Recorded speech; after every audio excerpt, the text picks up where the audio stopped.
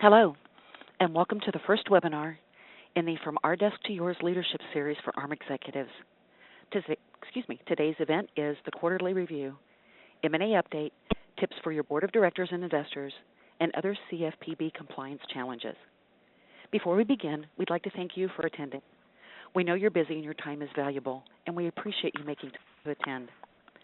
I'm Shannon Stroud, and I'm the Events Manager here at Ontario Systems, and I will be your meeting manager for today. A few housekeeping items before we begin. First, I have some legalese that I need to read through so that it is on the record. This is a slide that should be showing on your screen, so please bear with me. This information is not intended as legal or business advice and may not be used as such. Legal and business advice must be tailored to the specific circumstances of each case. Every effort has been made to assure this information is up to date as of the date of this presentation. It is not intended to be a full and exhaustive explanation of the law in any area, nor may you use the information to replace the advice of your own legal counsel. The presenters, Culkin Ginsberg and Ontario Systems, assume no liability for typographical or other errors contained in the presentation and materials or for the changes in the law affecting anything discussed therein. Second, since this question comes up a lot, know that we will be sending a link to the recording of this webinar within a few weeks.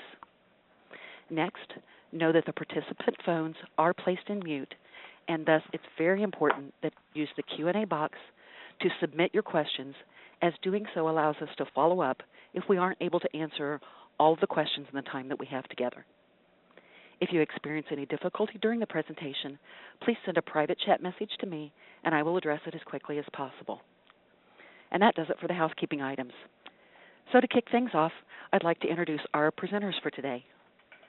Mike Ginsberg is President and CEO of Culkin Ginsberg, providing industry-leading M&A and strategic advisory expertise to the ARM industry for more than 20 years. Clients served include domestic UC and international collection agencies and ARM companies, financial investors, as well as Fortune 500 companies. Mike is a member of the ACA International, DBA, and the Association for Corporate Growth. He sits on the advisory boards of several industry associations and publications. He's a frequent speaker on important industry issues and is often interviewed as an industry expert by the trade, financial, and consumer media.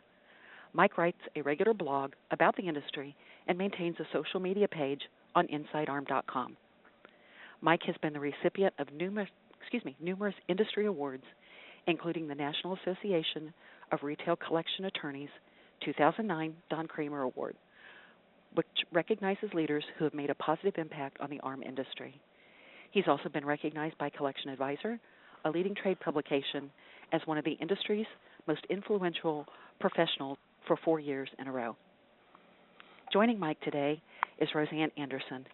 She's our Vice President and Chief Compliance Officer here at Ontario Systems. With over 15 years of experience as General Counsel, Chief Lobbyist, Executive Vice President and CEO of ACA International, the Association of Credit and Collection Professionals, and 14 years as a practicing attorney specializing in banking and financial services, had made Roseanne one of the most respected experts in the industry. Her advocacy before both state and federal regulation bodies and her influence over compliance enhancements integrated in the Ontario Systems product suite help our clients solve their most challenging legal issues, mitigate risk, and navigate an increasingly complex regulatory and legislative environment. Roseanne earned her JD from the William Mitchell College of Law. That does it for the housekeeping items, and I will turn it over to Mike to kick things off. Thank you. Thank you all for joining us today. We appreciate everybody taking time out of their busy schedules. We know time is short, and we appreciate you joining us this afternoon from your respective spots, and some of you this morning as well. Special thanks to Ontario System for powering this webinar, and to Casey and Shannon for the heavy lifting, along with T. Trin here in my office, the glue that's kind of holding all this together for me. They all did a wonderful job in their respective rights getting us ready for today's webinar. I think we're all painfully aware of the effects that the regulators and the economy are having on collections and other accounts receivable management businesses. There's really nowhere to hide. Recovery managers, collection agency executives, debt buyers, vendors, everybody across all market segments. It doesn't matter your industry specialization. You're all finding yourselves on a real-time basis revamping your established business practices, and finding yourself trying to adapt to what we've referred to as the New World Order that's being imposed upon all of us. Why are we here today? Why are we all together on this call? We've thought about it too. Roseanne and I'm very fortunate to call Roseanne a friend, a dear friend, and we go way back and have a lot of experiences together.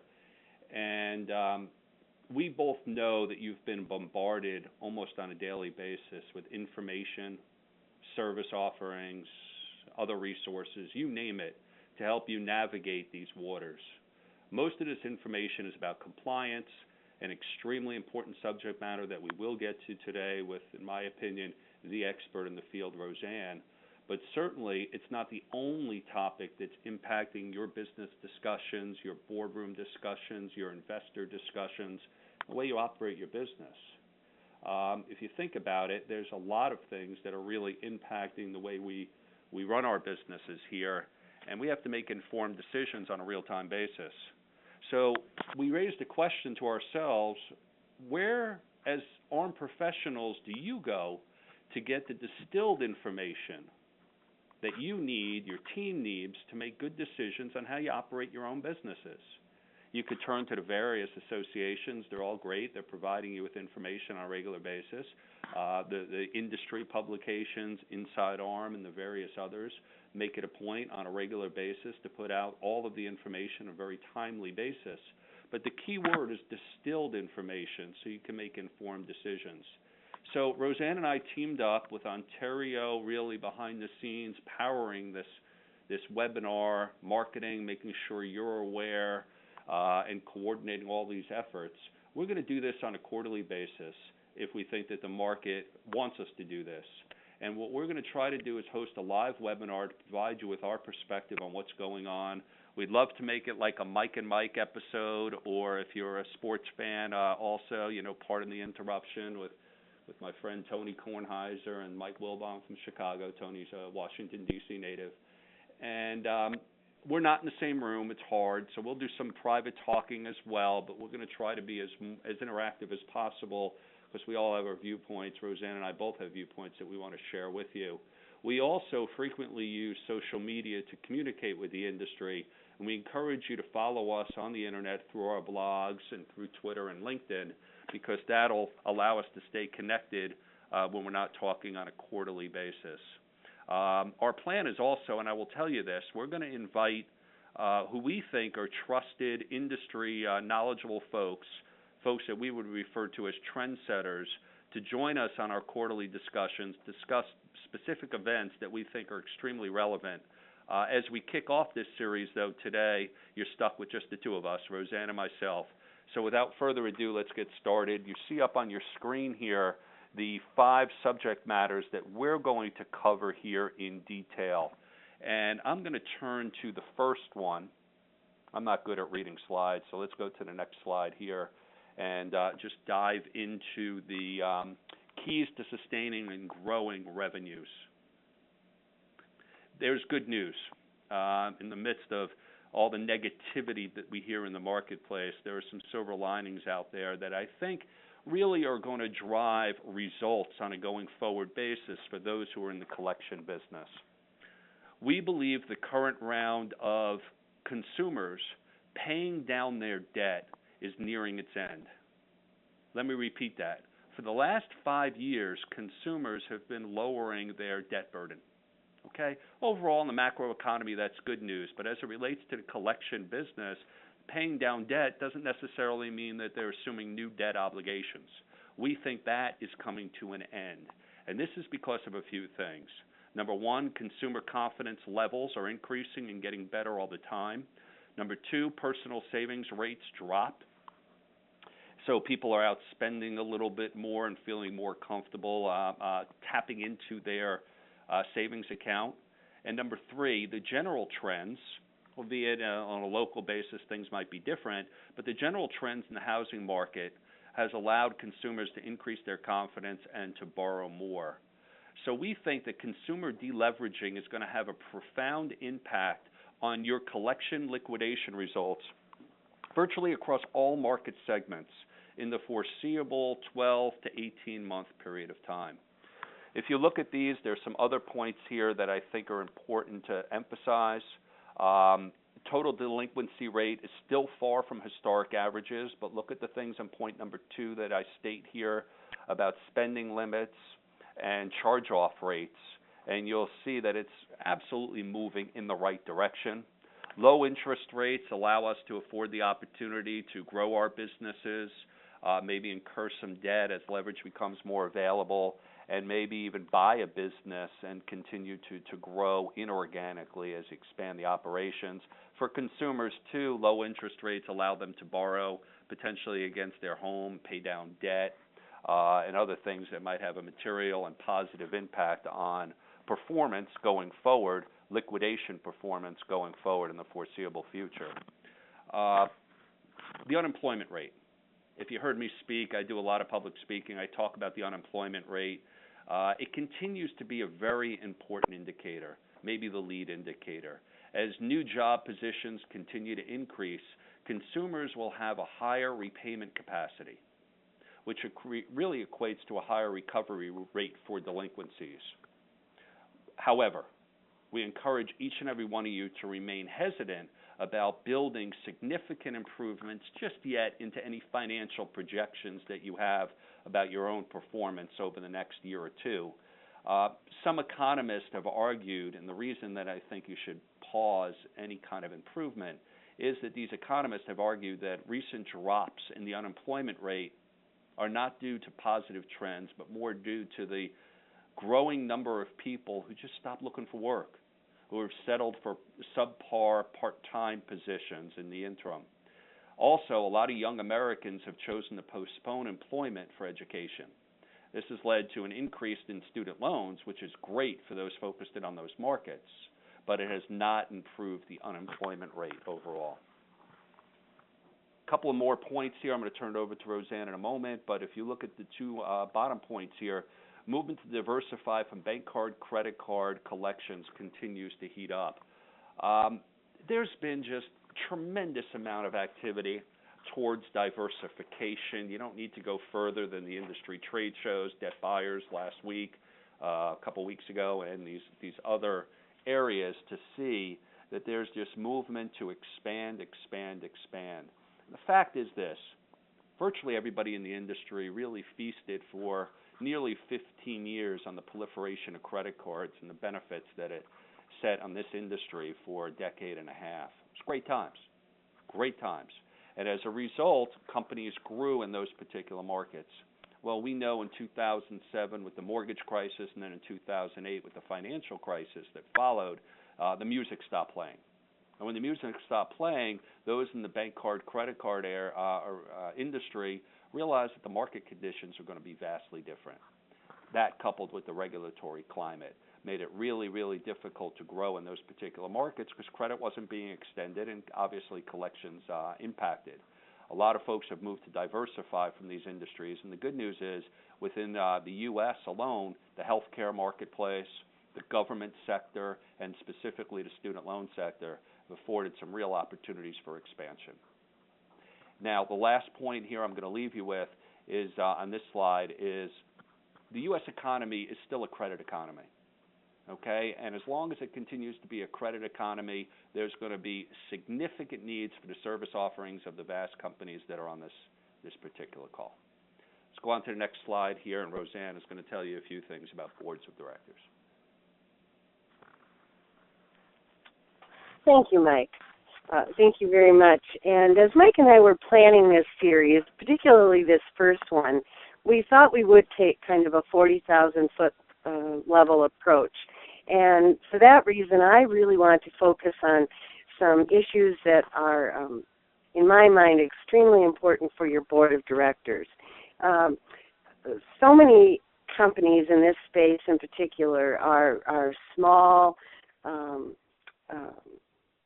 privately owned organizations. Many of them are family owned, and yet on the other hand, you're competing with people or organizations that are publicly traded, and every type and every size in between. My real concern about board of director issues come both from my legal experience and obviously from the CFPB. In particular, I notice when I'm out doing assessments that an awful lot of companies, the privately owned companies, have become very lax with regard to corporate formalities. And as a result, that means, people may gather and call it a board meeting when they have a Thanksgiving dinner together. Or they may travel as a family and pull a few of the members of the family aside and call that a board meeting for purposes of checking the box. But I would really encourage you, if you haven't started a meeting rhythm with regard to your board, whatever that means in terms of your company, I'd strongly encourage you to do so. And the reason I say that is because the first chapter and the first paragraph of the CFPB manual makes it extremely clear that the board of directors, the buck stops with the board. So in this slide, I've kind of kicked it off with straight talk from the CFPB. No one is just making this stuff up as we go along. The board, if you're wondering what the board refers to from the CFPB's standpoint, it refers to whoever really is seated on your board of directors and the roles that they are responsible for.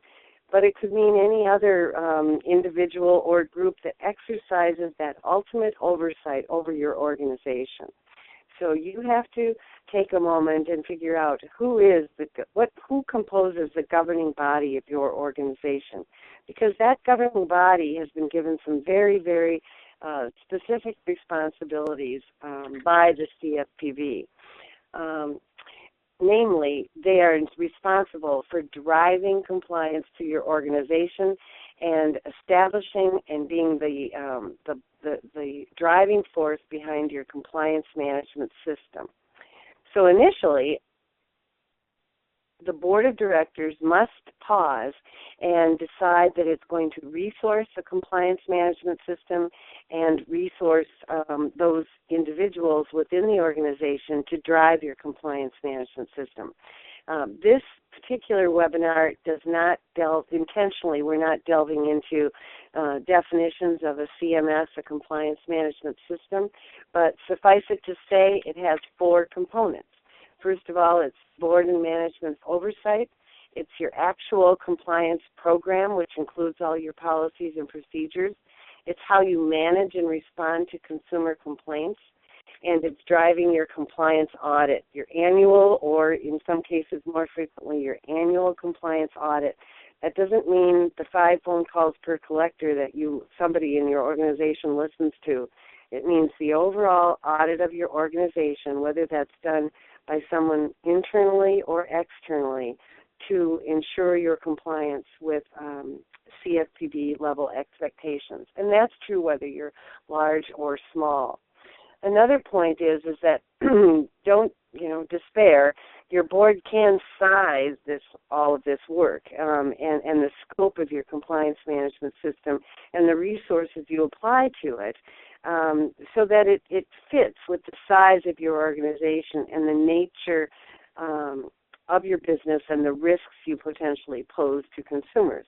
There are some collection agencies and debt buying firms that pose more risks to consumers than others. Some, for example, as part of their collection strategy, include collection litigation as one of the steps in their collection strategy. That is going to pose more risk to consumers than those organizations that do not. Another example would be those who credit report and are data furnishers potentially have more risk than those who do not. So all of this really requires the board's analysis, and you can build your compliance management system to fit your particular organization. By the way, as we proceed through these slides, we are interested in not only a dialogue between Mike and I, but also a dialogue with you. So it's very simple. If you don't know where the chat box is, to take your cursor and bring it to the top of the page, and you'll see some little boxes drop down, and one is a chat box, and you can send questions to us very, very easily in that regard, in that manner. So feel free to do so. Shannon, let's go to the next slide.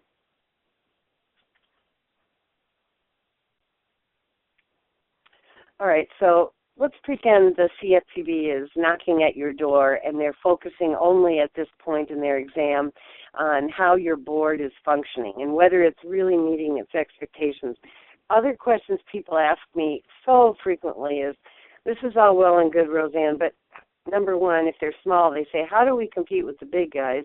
They also say, how can we possibly even begin to meet our clients' expectations?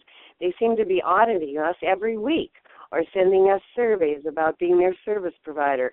We really don't even know how to keep up with everything that's being thrown at us on a daily basis. So where do we begin?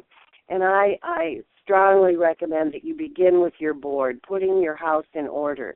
That means, as I said, identifying what their roles are, making sure everybody knows that they are a seated director, member of your board of directors or governing body. Number two, they have to have some CFPB exposure at a minimum.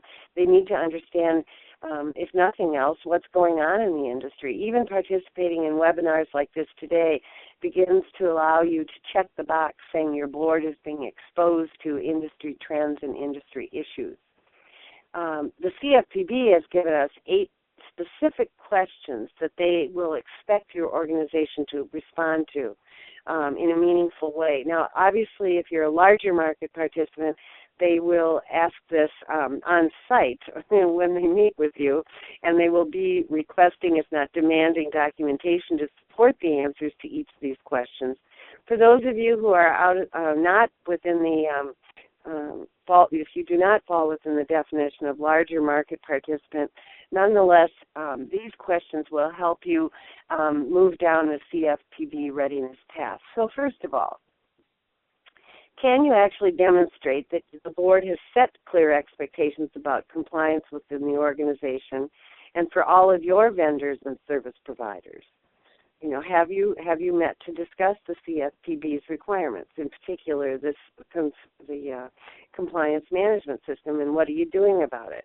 I know in one organization I recently visited, one of the board members was directed to, you are the one. You are going to worry about compliance for our organization. That is what works for that organization. And this particular individual, who is also a part owner in the company, he is expected to insert himself into the operations of the organization, report back to the board on a quarterly basis, oversee their compliance management and their complaint management system. Other organizations, they say, we're not going to put this on any one board member. We want to establish a committee. We'll have one of our board members sit on that committee, but we'd really like the committee to be composed of our senior management team. That's fine. Just give it some thought and find out what works for the size of your organization. The second question, have you adopted clear policies regarding consumer compliance? The general rule of thumb is we're talking about policies that pertain to consumer financial protection laws that are in place to protect consumers.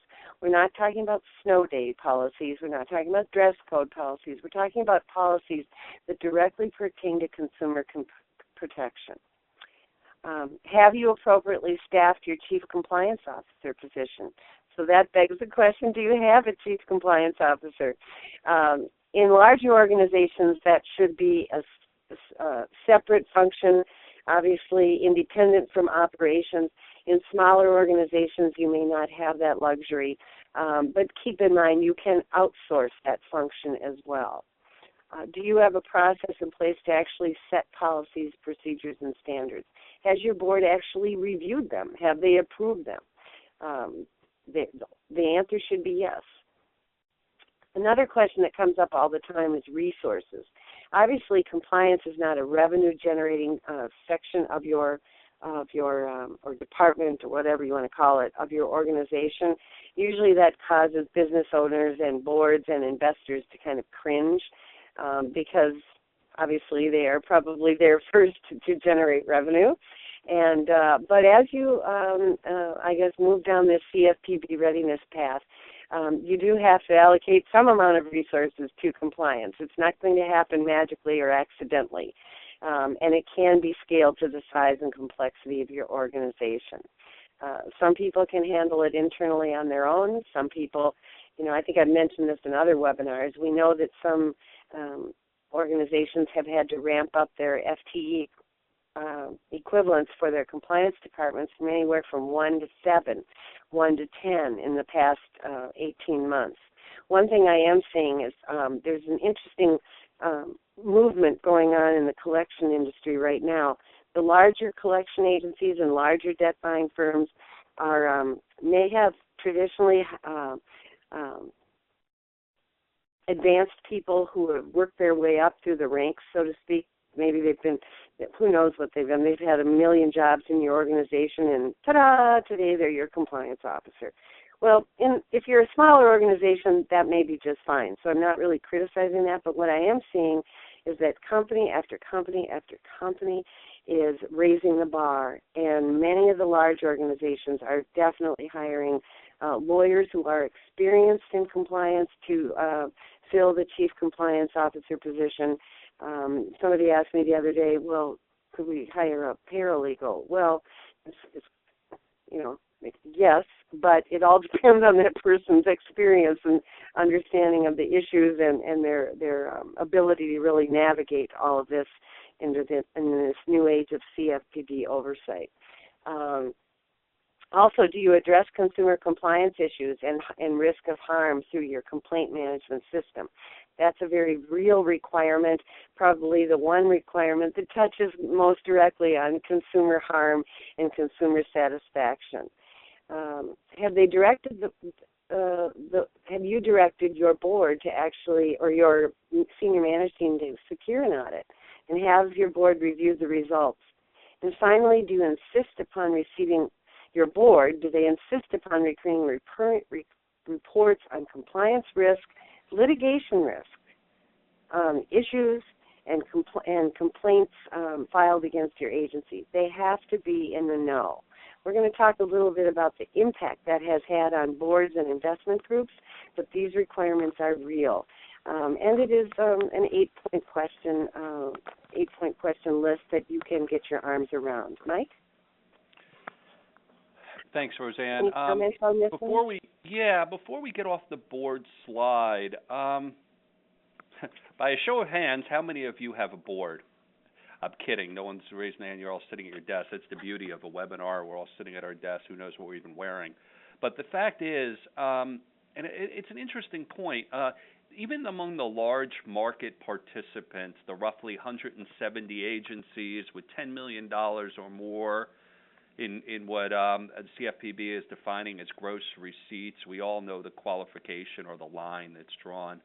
Even the larger agencies that qualify by sheer size, not all of them, but many of them don't have a board. All of these questions still apply to that business. I'll go one step further. I had listened to the CFPB early on talk about the requirements that they're placing, not on you all, well, some are in this call, but on the credit grantors themselves, 4 levels of supervision. Think about what that means. Okay, and think about how that impacts your business, how that impacts their business, and how that impacts the vendors who support your particular business as well. These questions, these points here are excellent, and they're not just, in my opinion, defined for a board to be able to answer, but for an executive team, really of any company that wants to be competitive in today's market, where compliance easily trumps net back as the most important thing, other than maybe headline risk, that's keeping your clients up at night. And these are things that people concern themselves. So knowing these points are regardless, so you sit there and you say, well, I don't have a board. We make our own decisions here. I have a little bit of a board because I have two owners, but I don't really have a board of directors. It doesn't matter. Okay, if you do have a board of directors, obviously they have responsibility, and these things are different. We recognize that. There are a number of publicly traded companies in the marketplace as well. But these points really transcend across the entire industry. And it's interesting. There are a number of folks outside of the United States that are learning a thing or two on compliance and bringing it back to their own organizations because they realize that the rules there are going to change as well. Roseanne, anything else you want to add on this particular and important subject matter? The only thing I wanted to add, and it's really a good segue into the next slide, but I've also spoken to companies where, and I bet you have too, Mike, where the investment group that's behind the agency or the debt buying firm, this is basically their message to the CEO or president, like, how did we buy this? Like, how did this happen? We never expected this. We've been looking at financial analysis and financial reports for 2 years, and all of a sudden now you're talking to me about compliance. I kiddingly, I think we were talking the other day, I said, I feel bad. I mean, some of these people, it seems like they think they bought a fabulous restaurant facility and they thought everything was fine, and now they open the doors and they realize, what? There's no refrigeration? There's no, we can't manage, handicap accessible entries or things like that. I feel like there's this element of surprise going on. So, I mean, the only thing I would say is that this really, isn't rocket science in a way. It's really just a symptom of how our industry is evolving, and you might as well get to your investors and your boards, if you have them, as soon as possible, so they really, so you can alleviate their angst, really, and just make some real good, sound decisions, and start somewhere. And I'm saying start with your board responsibilities. Excellent. Roseanne or Mike, next slide here. There is a question that's come through, and it didn't come through the Q&A box, but may be applicable at this time. It says if you don't have a board, it is, correct. Mm-hmm. That's okay. I just want to make sure you could see it there since it wasn't in the Q&A. If you continue in reading it so the audience knows what it is as well. Sure. It says if you don't have a board, who should be recruited to be on their board of directors to meet the CFPB requirements? Would outside people have to be recruited, or can key executive employees sit on the board of directors? Well, I'd like to take a stab at it. If you don't have a board, there's probably a reason for it. It's probably because of your corporate structure, and there just really was no need for that corporate formality. So then what you need to do is just find this governing body. And you certainly don't need to look outside your organization. To some extent, it's hard to answer abstractly. What you need to do is say, this CEO, this vice president, just find the top decision makers in your organization. They certainly are there by function, if not by title, and assign those people to a governing committee with a charter and a purpose and a meeting schedule, and you have minutes, and you make decisions, and you start to drive compliance from the top down. Mike, any comments on that? No, I think that summarizes it. Any other questions that you might have with regard to the board? You're welcome, Eric. Any other questions that you might have with regard to the board, by all means, fire them away, and we'll get to them at the end. And I assure you, between Roseanne and myself, if we don't get to your questions today, you'll receive an email from us with answers, or we'll set up another time to be able to get into the questions that you raised. We want to make sure that everybody gets the attention that they deserve. Let's move on to the next slide here in the interest of time. Roseanne is right. Last topic and her last comments were a great segue. You could skip to bullet number 4, for example, proper diligence. Proper diligence is critical. I preach M&A diligence in what I do, but a lot of times, and during the feasting times of the 90s, for example, deals were getting done very, very quickly. Okay, not to say that there wasn't due diligence, but using words like proper diligence and really diving into the minutiae associated with corporate governance and how to run these operations. Very critical, and as a result, deal processes are slowing down because of the time frame necessary to complete the diligence process. I could relate this back to the late 2008 period when I bought a home, and the marketplace at the time where I was buying this house, they weren't doing any on-site inspections. They were doing sight-unseen deals. And I thought that was ludicrous, so I brought in an inspector and almost lost the house. Well, today, you're not doing a deal without an inspector. It's just not happening. It's more of a sign of the times. Back then, a lot of deals were just getting done sight unseen. And I think it's in the real estate world as well as in the transaction world. I can't emphasize enough diligence on boarding clients, diligence on boarding vendors. It all falls into the same category. Don't think that this is just immune to M&A type transactions. I'm going to touch upon the first one here. The sky isn't falling. Ladies and gentlemen, you go to these conferences, and it's just gloom and doom. And maybe I am just known as a glass is half full. I can't even say it, but glass is half full kind of a person. It's horrible. You go in, and people are talking about, the world is coming to an end, the sky is falling, and they're looking towards other things or counting the time they're going to be in this industry. Not everybody. There are optimists out there. There are people who are really doing well in the industries that they service also, and they see just great market opportunities. We want to emphasize a few points today, one of which is the sky isn't falling, okay? The industry and its participants are evolving. When my father, may he rest in peace, was a bill collector, he was a bill collector in the 70s. Okay, it's not the reason I'm in this business, but it's certainly a part of my life, and I just want to emphasize something, and that is when I walked through his operations in downtown Manhattan in the 70s, those businesses were a lot different than they are today. The technology that they had, the way that they run, the level, the volume in those offices. Really at the time, if you had a phone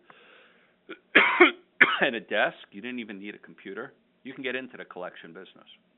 Okay, there are no barriers of entry, none at all. They just didn't exist. Well, as time went on, clients got smarter. They realized they wanted a collection agency, especially in the banking industry, with years of experience. So they'll ask for 3 years of experience before they might place accounts.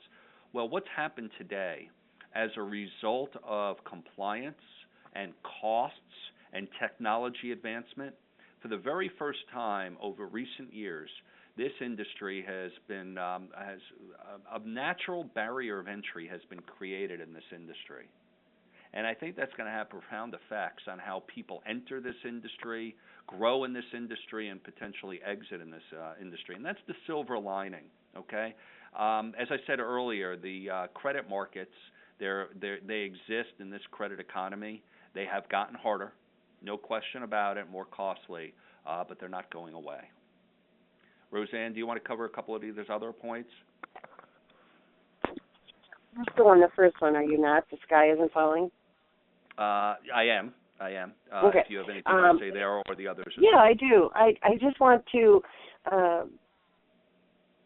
state the obvious, perhaps, but we are a resilient industry, if nothing else. And we've seen that. We've seen that over the years. We've seen that in the terms of how they adapt and morph and move into new markets. And I am seeing that many of the collection agencies that were more focused, and if not completely focused on collecting credit card debt, obviously they're looking for new opportunities.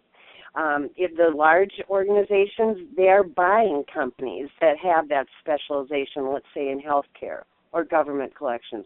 The smaller organizations are hiring people with the expertise in healthcare collections or government collections, for example. So, I wouldn't. That's why I support the statement: the sky isn't falling. There are ways to evolve. You just have to do so with, open eyes. The other very quick point I'd like to make, and for those of you who know me, I think a lot about our industry. I think a lot of our industry in a very positive sense. And maybe we're going to have to look down the road and find ways to decrease personnel. How many of you are familiar with going to retirement planning sites and you actually can walk through your retirement plan? Maybe that's not ultimately who you use. You may not use the Internet as your source of authority, but you're becoming very comfortable sharing data on the Internet and kind of doing a self-analysis. Just think of the day. Are there opportunities for us to walk consumers through a self-collection process and use collectors in a different way? Not to call people daily and weekly and monthly, but maybe call to just see if they're on course with the plan they set for themselves. I have many ideas about kind of what I call self-collections, but let's not dismiss the power of a tool that we use every day, the Internet. Mike? No, it's an excellent point here. I'm going to jump and I'm going to say, along the lines of the sky isn't falling, if you flip down to the second to last bullet where we talk about expansion opportunities that exist even in today's market. They absolutely do exist. I had talked about earlier that many of us rode the credit card wave long after it crashed and burned into the Great Recession and tried to hold on even though the clients were cutting their rates significantly and increasing their requirements even more so. And it's just hard at razor-thin margins to operate and maintain those kind of call centers and those kinds of obligations. A lot of these companies have looked towards the diversification, but I think back in the early 1990s during the Clinton administration, early on in the Clinton administration, those in healthcare, this before bank card, credit card really kind of set in and grew, the largest market in the U.S. accounts receivable management industry by far was healthcare.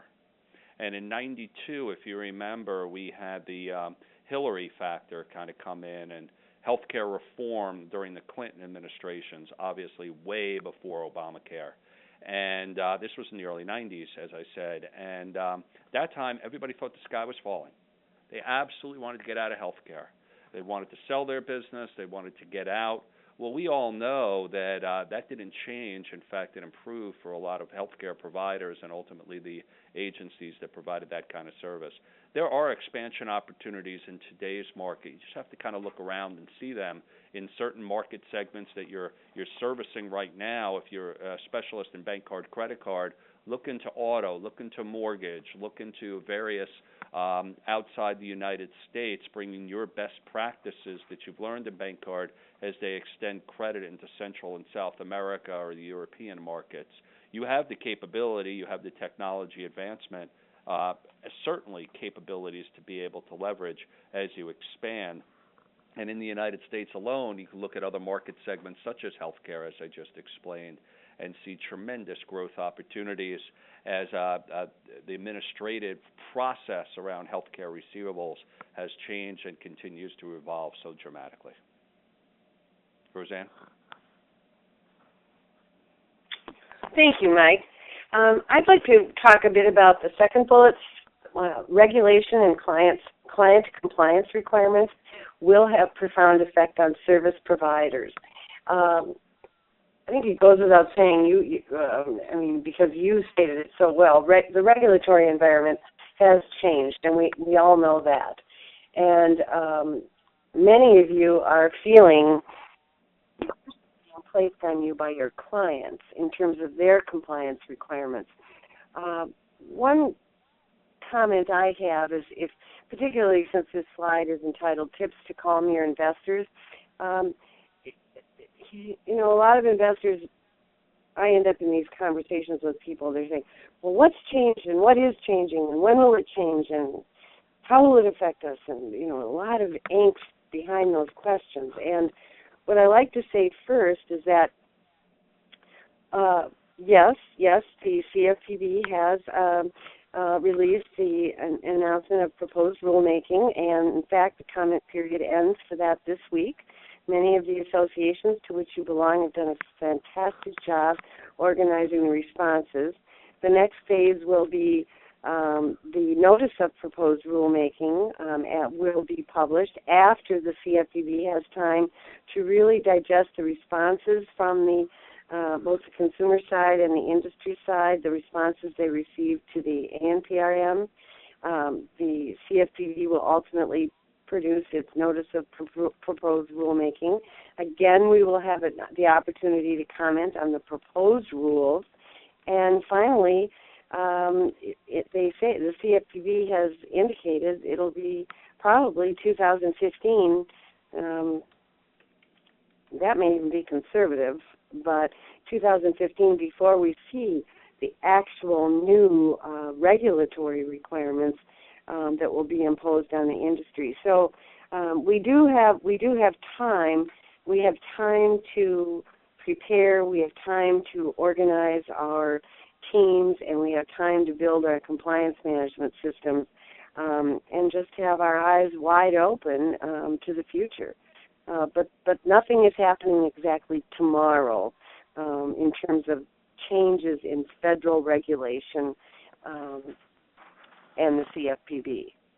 I also thought I'd comment on that we do know what the CFPB expects. This is not a shot in the dark. The manual does seem daunting to many people. There are many experts out there that can help you organize your team in terms of your compliance management system and your CFPB readiness. But this is not a mystery, and the CFPB manual is extremely helpful. And so is the CFPB website. If you are not receiving, or someone who works for you receiving an RSS feed from the CFPB, that you should have somebody register to receive that. Most specifically, I wanted to highlight in April of 2012, we received our first heads up about what the CFPB expects of service providers, and then later, this past year in 2013, on October 30th, the Office of the Comptroller published another bulletin about what it expects banks and financial institutions to consider when reviewing their service providers, such as you as collection agencies or debt buying firms. So, it's not like there's a whole lot of mystery out here. There are resources available to you to help you navigate this whole complex environment. Mike? Thank you, Roseanne. I'm just going to emphasize the point that Roseanne made here on point number 3. She's absolutely right. This slide is called Tips to Calm Your Investor. You can easily go back to your investor and explain to them that you do understand the facts of life as it relates to the CFPB. You're thoroughly aware. Then I raised a question to say, are you thoroughly aware? Are you plugged in? Are you getting the real-time updates that you need to get in order to make good decisions here? If you're operating, and I only say this because there are a lot of agencies and businesses in this industry, debt buyers, still operate with their head in the sand, believing it's not going to impact them. Okay? As you explain to your investors, to your board, to your stakeholders, your investors might even be your partners in life, your husbands, your wives, your kids, your family, people who put up money or put up their time and patience dealing with you. Are you able to explain to them that you're doing everything that you possibly can to keep them at ease, that you're running your business according to the needs of the regulators that are out there? I think we all recognize that some of those rules are being rewritten, really as we speak. And audits are going on real time as we speak. We all see that right in front of us, either with our peers or in your own operations. That's all true, and those rules will be written. But some of them, as Roseanne said, are very clearly defined. And you need to make the decision whether or not you're going to be out in front or you're going to be playing catch-up. The last point on this slide that I just want to make here, myself, and then pass it back to Roseanne before we move off this slide, and that is, companies and governments continue to seek ways to better manage their costs. This is absolutely the case, If you look at the government right now, various states, I was in Detroit the other day, various cities, various states, they're on the brink of bankruptcy, Detroit is working through a bankruptcy process as we speak, When faced with the choices of either cutting taxes or raising taxes and or cutting government spending, you would think they might look favorably at collecting past dues as a way to improve their own economic structure. And they're doing so. Governments today are outsourcing this non-core business activity at tremendous and accelerated rates. Your companies employ a lot of people in their location. And maybe you don't have experience dealing with a particular government segment. Maybe you need to gain experience in how to deal with the RFP process if you're municipality or state have gone towards the RFP process. That's all true. And that information, by the way, some of that information is available to you in the market. There are specialists that can help with RFPs, for example. But if you just go in and you say to them, listen, I'm employing people, I have a call center in your region, we do this kind of business, we could certainly service you, they might look favorably right there in your own location because they are moving towards outsourcing more so today than absolutely ever before. Roseanne, is there anything else that you want to add on this particular slide? No, I think this is great. Well, actually, it's terrible to ask me an open question like that. I always have something to say. I just really want people to the whole process of due diligence. You touched on it, but whether the due diligence begins before someone purchases you or the due diligence you exercise on your own organization to make sure that you're, able to check all the boxes in terms of compliance and your compliance infrastructure, be that as it may, but compliance is the new line item, and it is. I know it's painful. I know it's costly, but when investors, and from my vantage point, when they are looking at organizations to buy, those that have embraced compliance and responded to the requirements and built an infrastructure of compliance, that is very much akin to the property that you talked about, the piece of real estate that does not have a mold problem, does not have an asbestos problem, does have electricity, and all its wiring up to code,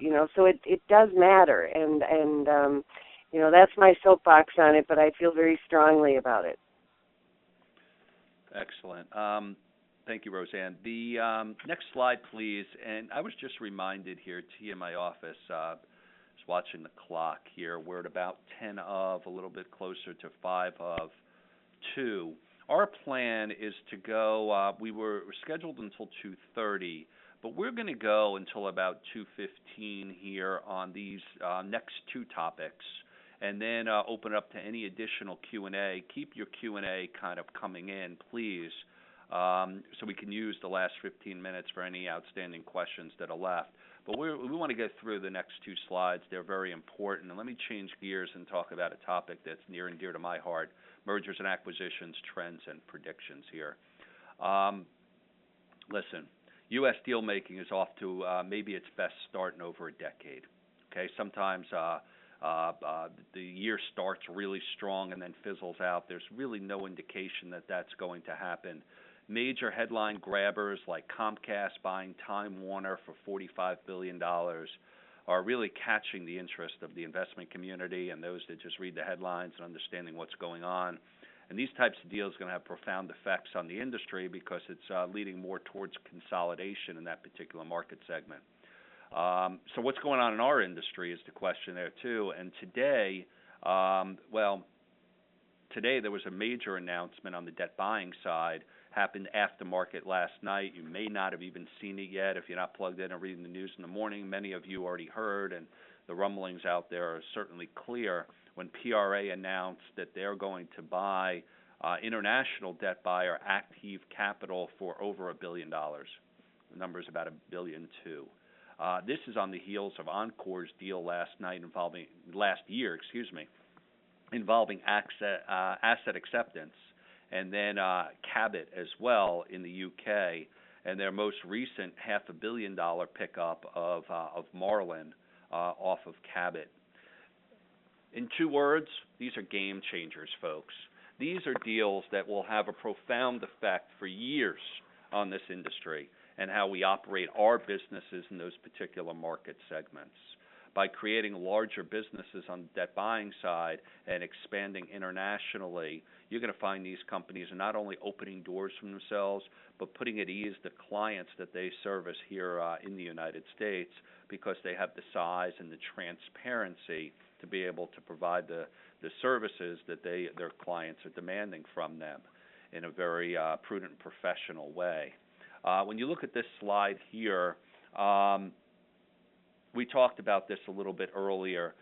deals are happening. Deals will continue to happen, but in spite of some of the large splashes or loud splashes that you're hearing in the marketplace, like Comcast or isn't it Facebook that's buying for $19 billion? WhatsApp out there. I don't even know what WhatsApp is out there, and I don't even know how to say it. My kids are using it. I could tell you that it's a defensive move on Facebook's part. But even in spite of these loud splashes that you're seeing in the marketplace, buyers are going to remain cautious in this industry as they pursue M&A transactions. They have to. They have to understand what's going on. If they're coming in from the outside, they're going to ask a whole lot of questions, and they're going to ramp up and get smart. Just know who you're getting into bed with. Understand that they ultimately are going to have to meet with their investors and their boards to close those transactions and go through an M&A process and a due diligence process, and then an agreement signing process. But there is a cautionary flag on absolutely every single transaction that's getting done in today's marketplace. As we talked about earlier, prudent diligence is happening. It's taking longer, and it will continue to take longer as we move forward here, because the buyer group and the sellers who are sharing some of that risk through deal structure, they don't want the surprises. So they're going to move very, very slowly here towards a diligence process and towards the finish line. Transactions involving underperforming companies, those are requiring more deal structure and more risk sharing. Prior to 2008, it didn't matter how well that company was performing. Financing was readily available, and even companies that were break-even or losing money were still getting very high multiples and near all-cash transactions. That's not the case right now. We're seeing transactions of mergers coming together. There's some recent examples in the marketplace that I'll just mention by name. Mid-last year, collection agency Greystone Alliance and Turning Point Capital up in Buffalo announced a merger of their businesses coming together to grow and combat costs. Also in Buffalo, early this year, so this trend just continues, Mercantile Adjustment announced their third acquisition. They bought Creditors Financial Group, merged that in to be able to really help them cut the costs and integrate those businesses and really look towards the future for growth. We're going to see more of these types of transactions involving companies that really need to position themselves for long-term growth and maybe had negative impacts in the recent years as a result of client attrition or cost measures that increased within their own organization. On the debt buying front, numerous transactions are out there. I'm only touching the surface in talking about the recent and the big ones that I had mentioned earlier. But behind the scenes, very important, more and more transactions are involving these smaller and mid-sized players who are divesting their portfolios. The values that are being placed are not being placed as an ongoing concern. They're being placed as a portfolio deal, okay, regardless of their expertise. That's the nature of these types of transactions.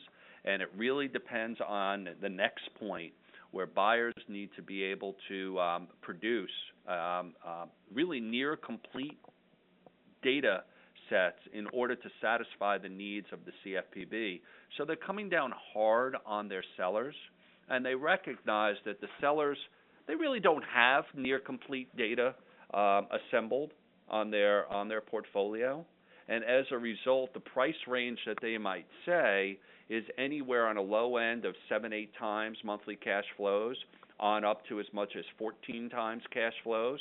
But they're going to be at the lower end of that range unless they see a pristine operation that checks all of the right boxes.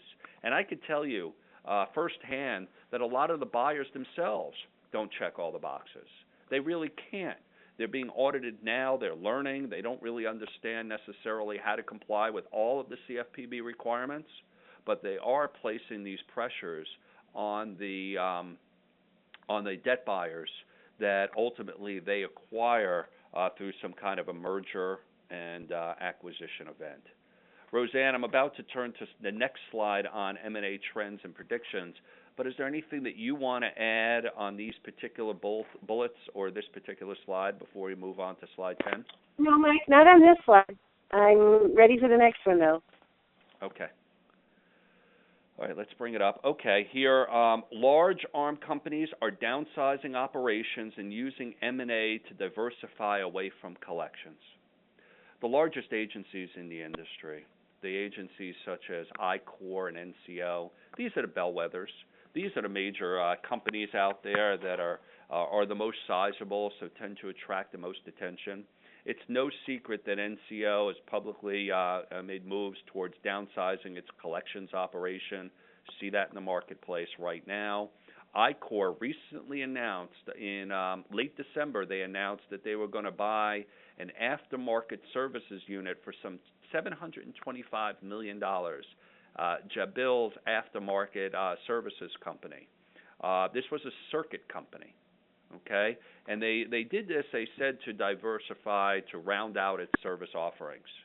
But if you think about what this company does compared to what I-Corps did and its predecessor company, Intelerest, did, it's pretty clear that it's a movement to diversify not only the client base but the service offerings themselves. And by the way, this is the largest transaction, to my knowledge, the largest transaction that I-Corps ever did as an add-on. So I think it's very telling that the large ARM companies are either downsizing their own operations or using M&A to diversify away from collections. Next point, more U.S. companies, U.S. armed companies, will acquire companies based outside the U.S. to fuel expansion. We saw some of this recently when Encore announced that it was going to acquire Cabot, who recently announced that they're acquiring Marlin, which I mentioned earlier. I think we're going to see more of these types of transactions. Companies on the lower side, mid-size, that have specializations within the markets that they're servicing outside the United States really create terrific expansion opportunities for U.S. armed companies. So I think we're going to start to see more of these types of acquisitions. The next point, as Obamacare sets in, and it's certainly setting in, we expect to see more hospital mergers and M&A transactions involving smaller and mid-sized healthcare service providers. Let's focus on this for a second. The ACA put out a really good article late last year, in their Pulse publication, where they said that hospitals across the nation are emerging at a rapid pace these days, a trend that's going to impact the healthcare collection industry in numerous ways. It's really, according to the New York Times, at the fastest rate that we've seen since the 1990s that healthcare providers are coming together. And that trend is absolutely going to continue. The factors that are driving this are the implementation of many parts of the ACA, the Affordable Care Act, over the next 2 years. And healthcare providers, they really don't have a choice. And they're going to continue to consolidate. And it was Booz Allen that recently said they predict that 1,000 or 20% of the nation's roughly 5,000 hospitals could seek mergers or their own outright sales over the next 5 years, and that was according to the New York Times as well. So it's really a dynamic time in that particular marketplace. There was a game changer last year that was announced mid-year where Parallon acquired the Outsource Group. Why is this a game changer? Because I think that they're very well positioning themselves not only to service the needs of their parent company, HCA, which is absolutely going to be the case, rounding out their suite of services and revenue cycle and being able to position themselves as a soup-to-nuts service provider. But also, you're starting to see Parallon in the marketplace competing for accounts. They are competing for third-party accounts. They're soliciting new business outside the HCA family, and that's going to continue. Now, whether or not they'll be able to convince large and mid-sized healthcare providers to use them as their service function, that script has yet to be written. Some of it is already happening. And I think those in the healthcare marketplace need to realize that those changes are setting in. And you'll see that there are a number of buyers out there that are looking to diversify into healthcare and expand their operations. Recently, URS, United Recovery Systems, for example, announced the acquisition of Financial Health Strategies, based here in Maryland. We think other transactions like this are going to happen, and we certainly expect to see more mergers among healthcare specialists among themselves to really kind of grow and service the needs of their clients. A couple of the points here. Client concentration risk will increase as the Department of Ed continues to expand. We think that they're going to max out at 90% of the federal student loan marketplace when you factor in the downsizing that's taken place in direct lending, and also the guaranteed agencies and the FEL program that's folded into the Department of Ed in recent years.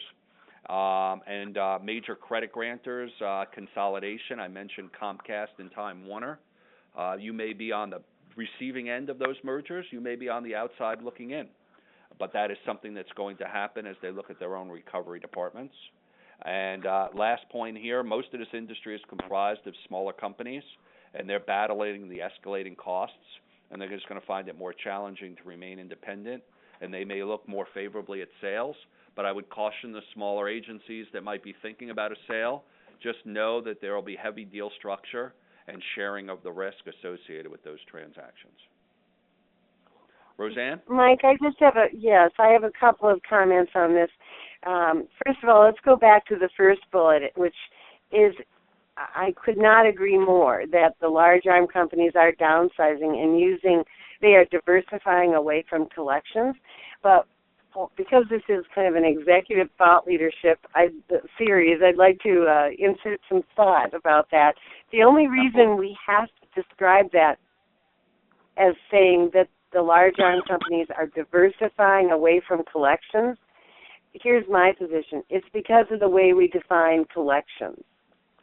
And if we defined our industry a little bit differently, I mean, I know what you mean. Everyone in the audience knows what you mean. But I'm just going to push the envelope a little bit and say that if we continue to define collections as the assignment or transfer of accounts to another to collect subject to the Fair Debt Collection Practices Act, yes, we're just going to see more and more of this.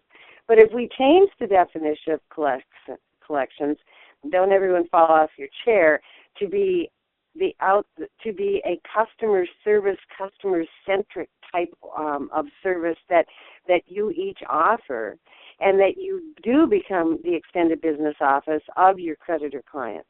We would not in 5 years have to say that anybody's diversifying away from collections.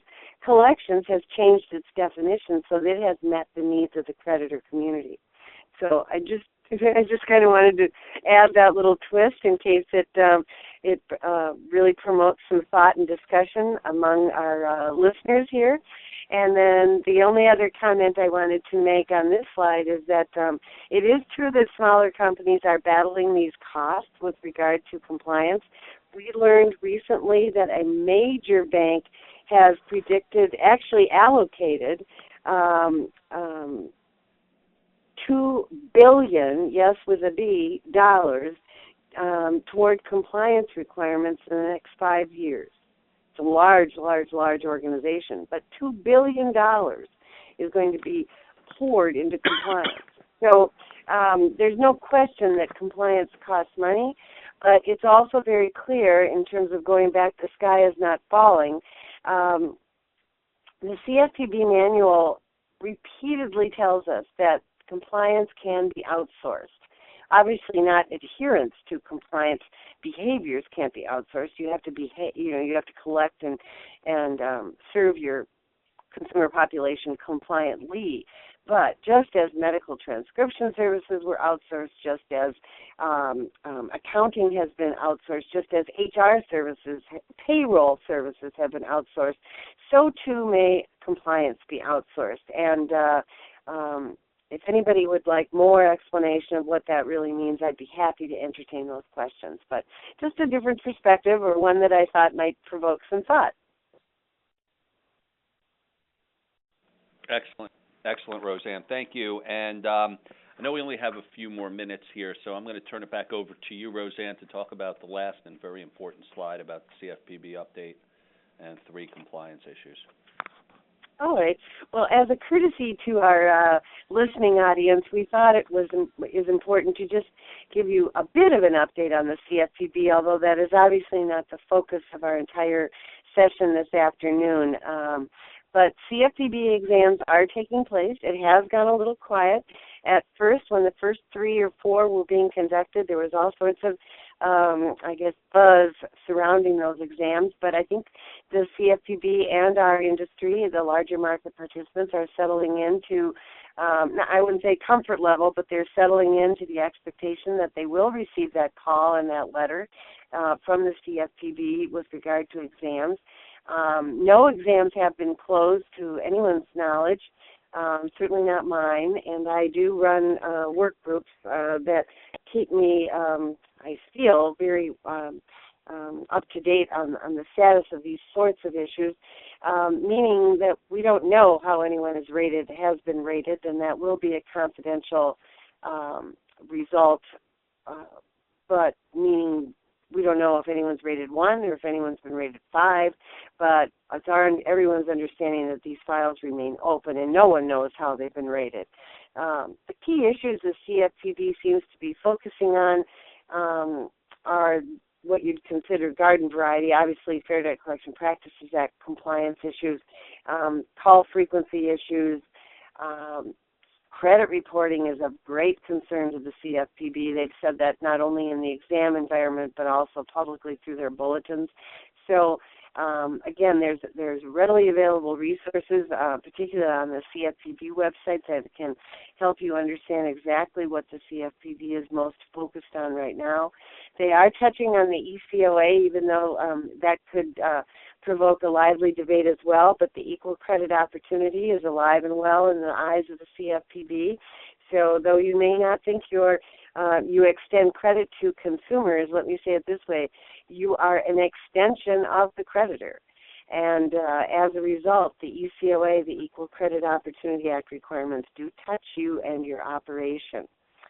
In terms of CFPB rulemaking, I did touch on that in an earlier segment of today's discussion, but I just thought for those of you who have not combed through the 100 and some odd pages, I think it's 116 pages of questions in the announcement of the Notice of Proposed Rulemaking, you'll see that certain themes have surfaced. One theme is that the CFPB is really interested in the issue surrounding whether creditors should become subject to the Fair Debt Collection Practices when they collect their own debt.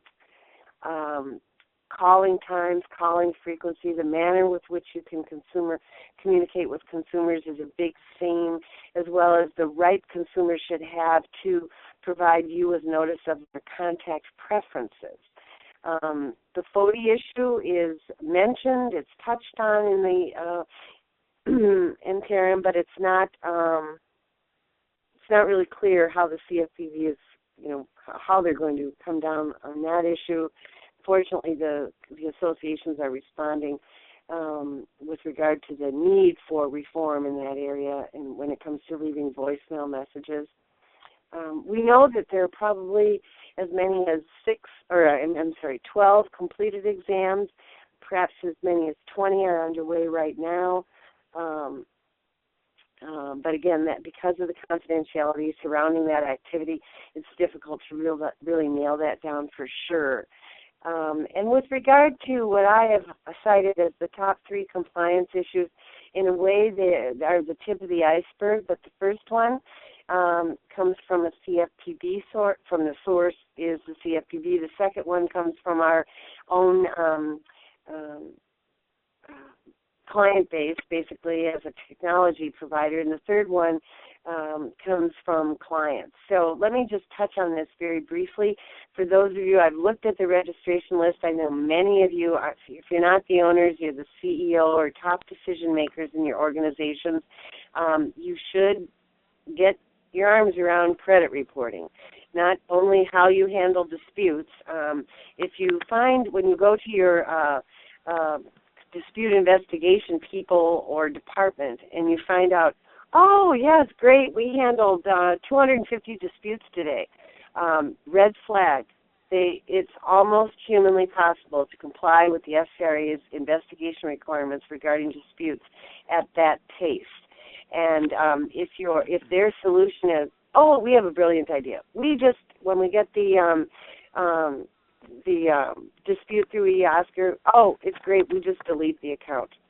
Another red flag, check the requirements. Check with your legal counsel on that type of approach to handling a credit report dispute. Also, with regard to credit reporting, and I'll wrap this up very quickly, Mike, but be aware of the CFPB's bulletin. It's not outright warning.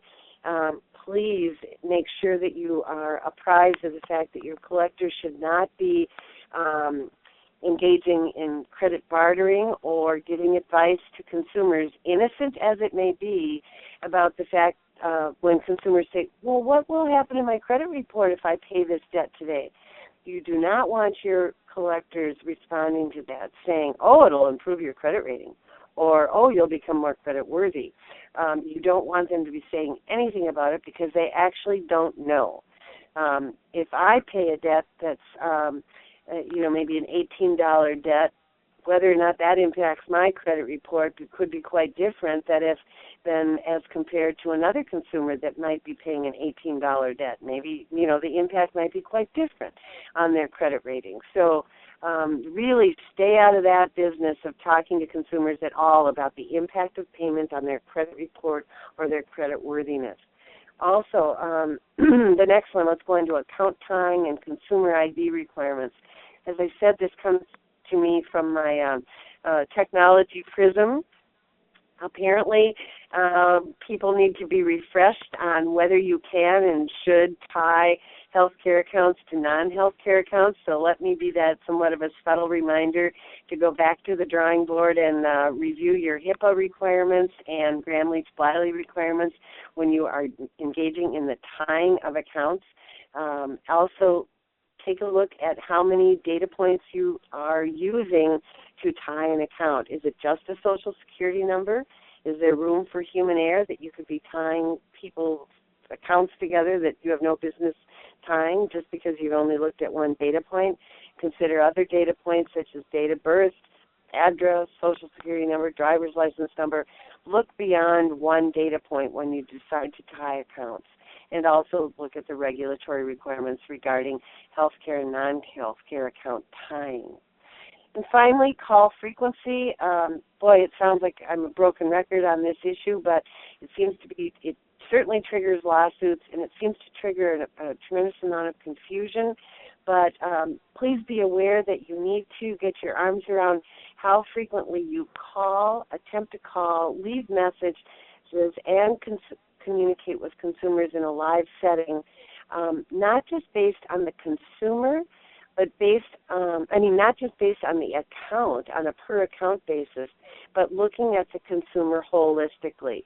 So, the short, recommendation that I have is that if you are basing call frequency, call attempts, and voicemail messages based on accounts only, so that if I were your consumer and were collecting 4 accounts from me, could you call me, 40 times today or 4 times today? Look at the consumer holistically and address that whole question surrounding call frequency based on through the eyes of the consumer. And that's my snapshot of our compliance issues for today, Mike. I think we are almost on time and ready to go to Q&A. Excellent. Thank you, Roseanne. And listen, I'm just going to say it because I strongly believe it is we're really privileged to have Roseanne on this call and Ontario supporting this call because Roseanne is the market leader. She's the expert in this arena. So I know that if you have any questions, concerns, observations on your own front on how it might be impacting your business, she and her team, they're a phone call away, and feel free to call upon them, because I know that they'll be able to dispel any of the myths that might be out there and really give you some good, accurate information as it relates to your particular business. These are important topics. I'm going to say it to you this way, folks, and I appreciate you. I've been told that pretty much everybody stayed on the call, which is unusual for a webinar.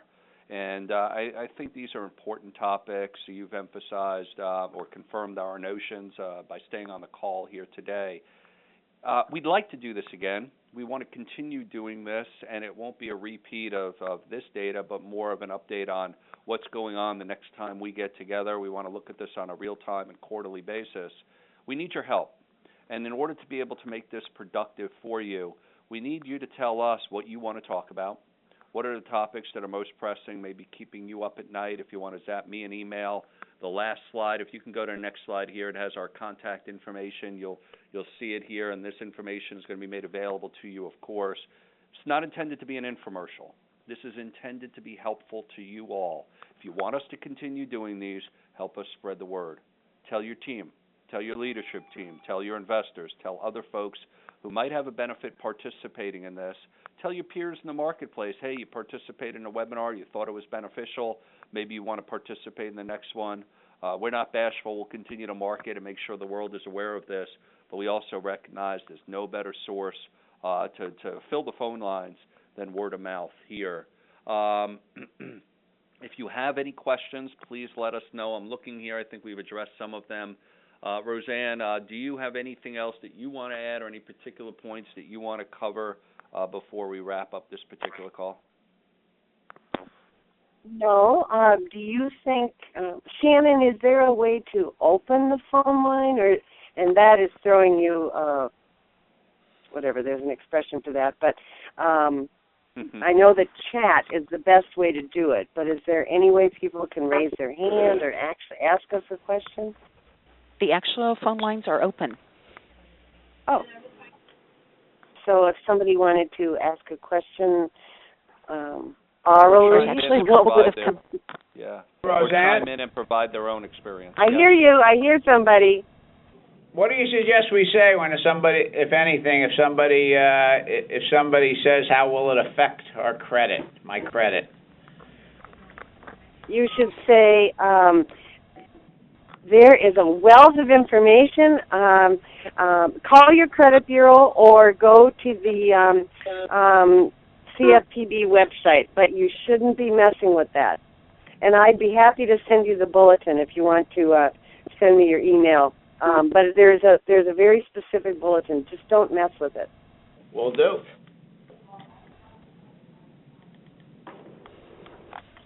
Anyone else out there?